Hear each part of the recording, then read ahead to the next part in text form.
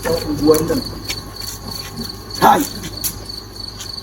Haji wani kamshin rashin gaskiya ne a yannan cikin gidan nan. Baka ji ba? Gaskiya ogana da gaishin nan. Alamun ba gaskiya a gidan nan. Kai, gidan nan akwai ayar tambaya. Akwai gaskiya. Ya kamata a tambaye shi.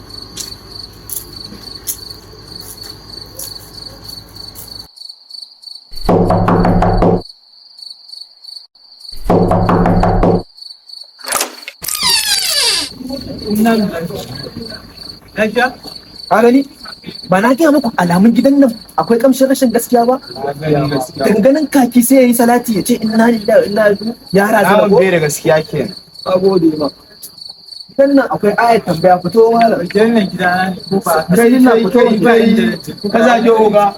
ka fito. Ka yi babban zanibi yau Alhaji. Ka zage oga. Dole mu je ka kwana da Wani irin harka kuke a cikin gidan nan?